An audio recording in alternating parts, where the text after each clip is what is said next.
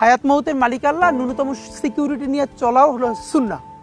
কিন্তু আমাদের লড়াইটা হলো, আমার মা স্বাভাবিকভাবেই কান্নাকাটি করেন, আমার পরিবার সবাই। তো আমি আমার মাকে বলেছি যে দেখো, মানে আমরা যে লড়াই নেমেছি, আমার একটা মনে হয় কি, কোনো রাজনীতিবিদের না বাসায় মৃত্যুটা হইতে পারে না, এটা কোনো ভালো মৃত্যু না।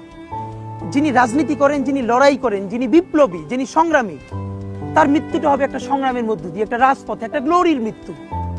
আমি তো ভীষণভাবে প্রত্যাশা করি, আমি ছোটবেলা থেকে এই স্বপ্নটা দেখি, অনেক জায়গায় বলেছি, যে একটা তুমুল মিছিল হচ্ছে অন্যায়ের বিরুদ্ধে, সেই মিছিলের সামনে আমি আছি, কোনো একটা বুলেট এসে আমার বুকটা হয়তো বিদ্ধ করে দিয়েছে, এবং সেই মিছিলে আমি হাসতে হাসতে আমি শহীদ হয়ে গেছি।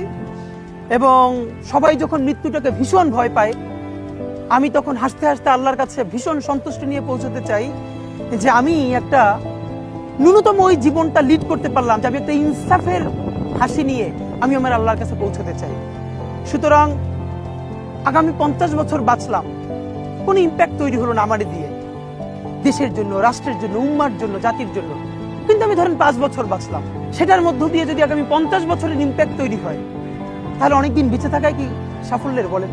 শহীদ প্রেসিডেন্ট জিয়াউর রহমান কয়টা দিন বেঁচেছেন, কিন্তু ভাবেন আজকে পর্যন্ত উনি আমার অনুপ্রেরণা। হাঁটতে হাঁটতে আমার পা ফুলে যায়, আমি, আমার টিম, সেদিনকে ব্যাগের মধ্যে জুতো নিয়ে তারপরে একটা শপিং মলে ঘুরছিলাম, মানে পা ফুলে গেছে, পা জুতোয় ঢুকাতে পারছিলাম না।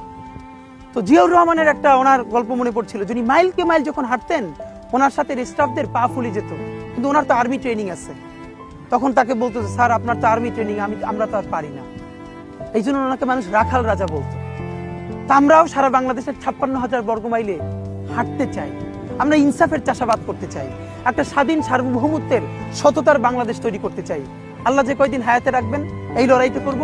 যেদিন নিয়ে যাবেন, আমি স্বপ্ন দেখে যেতে চাই, আমি আমাদের এমন টিম, আমি আমার সন্তানকে রেখে যেতে চাই, আমার মৃত্যুর পরে যেন এই লড়াই বন্ধ না হয়, এই লড়াই যেন বাংলাদেশে কিয়ামত পর্যন্ত জারি।